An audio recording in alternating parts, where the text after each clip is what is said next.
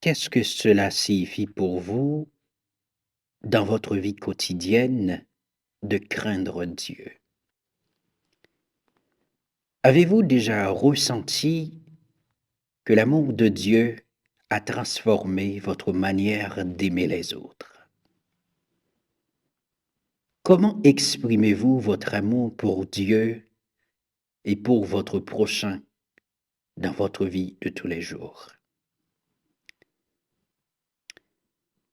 Mes frères et sœurs, mes chers amis, aujourd'hui, nous allons nous laisser toucher par la parole de Dieu. Cette parole vivante qui nous guide et nous inspire. Juste avant d'entrer en profondeur dans notre méditation, désaltérons-nous dans Deutéronome chapitre 6, versets 2 à 6.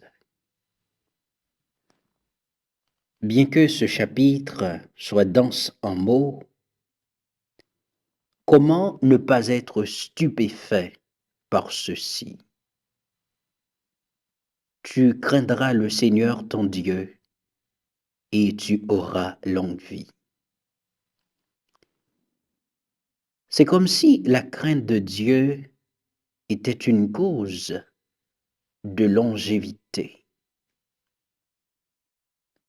La crainte de Dieu et l'obéissance à ses lois ne sont pas de simples obligations. Elles sont les clés d'une vie pleine de joie et de fécondité. Et Proverbe chapitre 1er verset 7 nous donne une vision encore plus profonde de la crainte de Dieu.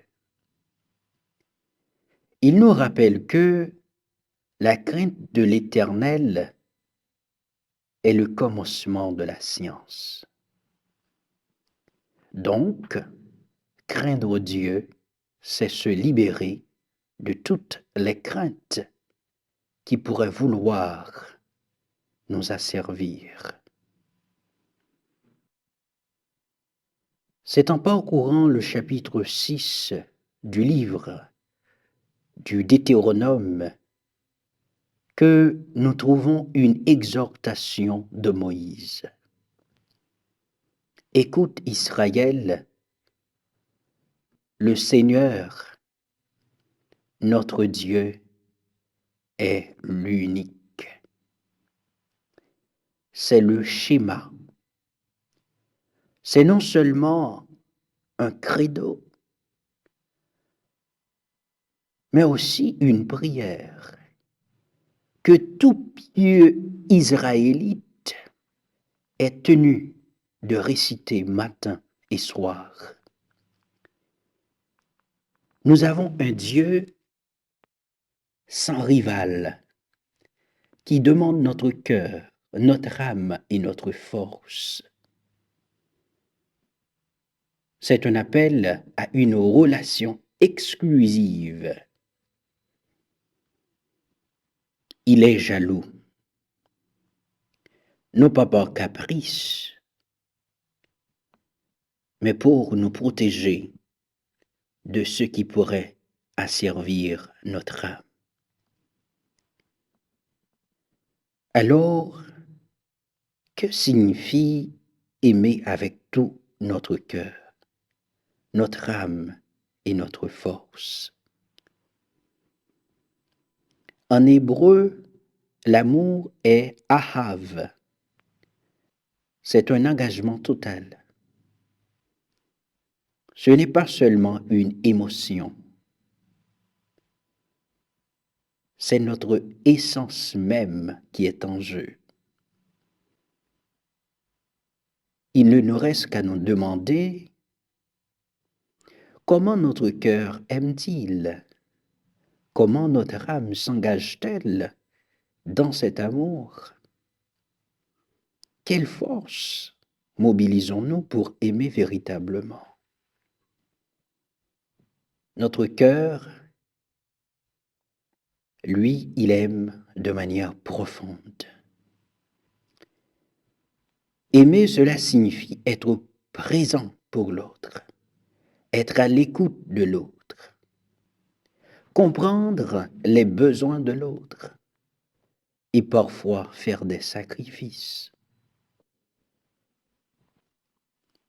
Notre âme, quant à elle, elle s'engage dans un amour qui va au-delà des simples émotions. Cela exige une volonté d'ouverture et de dévouement à l'autre. Cet amour favorise la croissance mutuelle, où chacun soutient l'autre dans son évolution. Il reflète l'amour divin et nous rapproche de notre Créateur.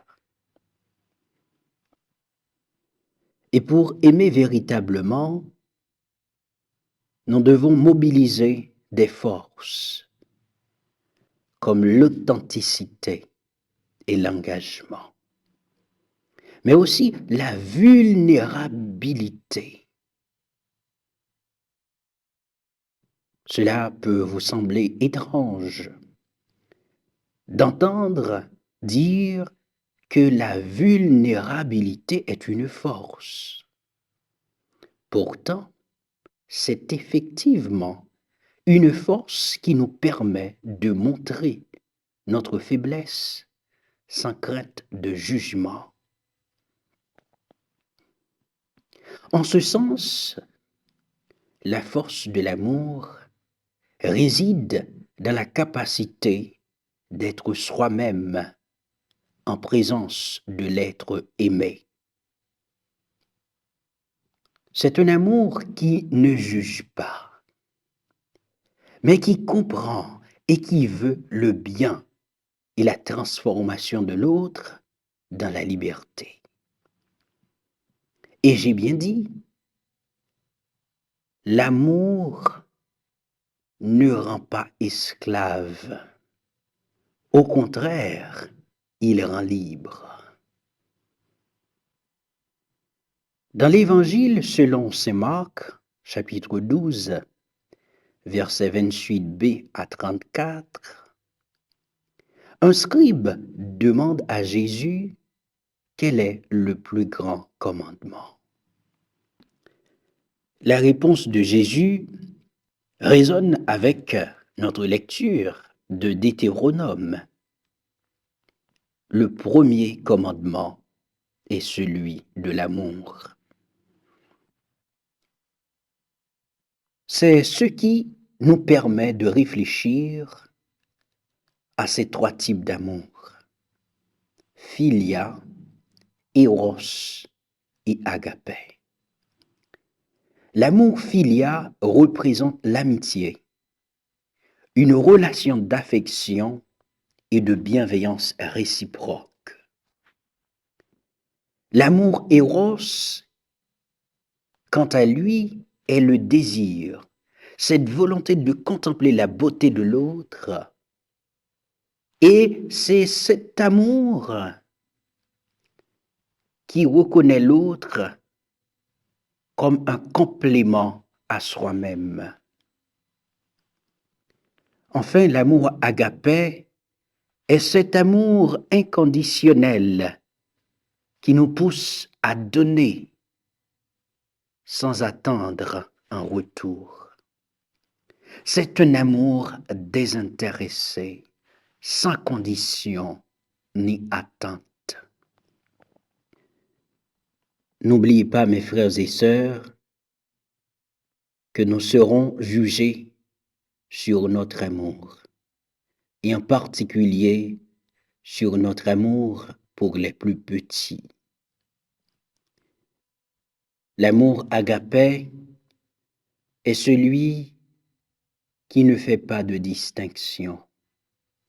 C'est l'amour qui voit avec les yeux du cœur.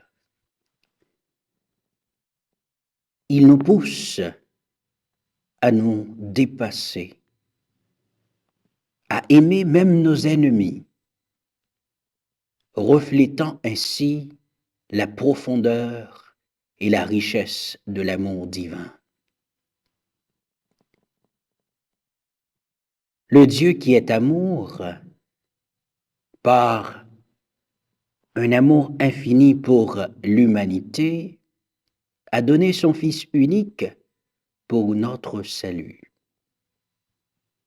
Jésus, en réponse à l'appel de son Père, incarne cet amour inconditionnel. Jésus, c'est l'amour en personne. L'amour de Jésus se manifeste comme un don total de soi, un amour qui se sacrifie pour le bien des autres. Ce don précieux de Jésus témoigne de la passion avec laquelle Dieu aime l'homme.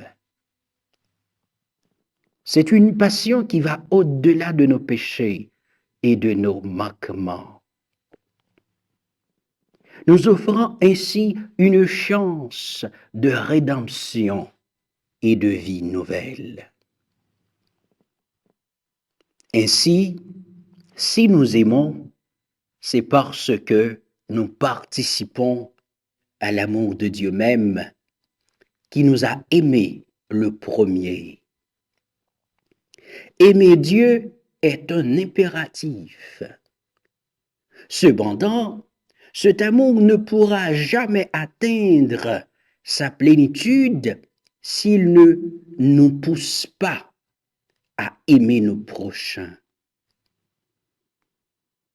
L'apôtre Jean nous avertit, si quelqu'un dit « j'aime Dieu » et qu'il haïsse son frère, c'est un menteur. Car celui qui n'aime pas son frère, qu'il voit, comment peut-il aimer Dieu qu'il ne voit pas? 1 Jean chapitre 4, verset 20. Ainsi, le deuxième commandement nous exhorte, tu aimeras ton prochain comme toi-même. Cette vérité n'est pas une invention du Nouveau Testament, mais c'est une citation directe de Lévitique chapitre 19, verset 18, soulignant l'universalité et l'importance de cet amour dans notre foi. Mes frères et sœurs, je vous invite à réfléchir à certaines choses, à vous poser certaines questions. Que signifie aimer pour vous en ce moment précis de votre vie? Comment exprimez-vous cet amour dans vos relations? Prenez-vous le temps de faire des compliments à la personne que vous aimez? Lui dites-vous des mots d'encouragement et de tendresse? Passez-vous des moments de qualité avec votre partenaire bien-aimé?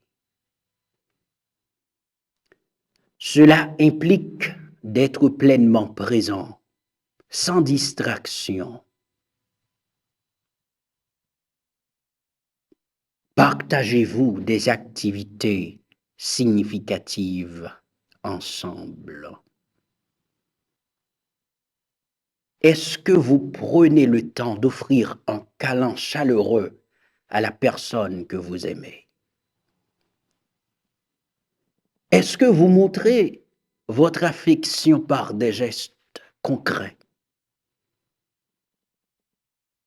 Cela peut inclure des actions telles que préparer un repas, aider avec les tâches ménagères ou faire des choses qui allègent le fardeau de l'autre. Offrez-vous des petites attentions à l'être aimé.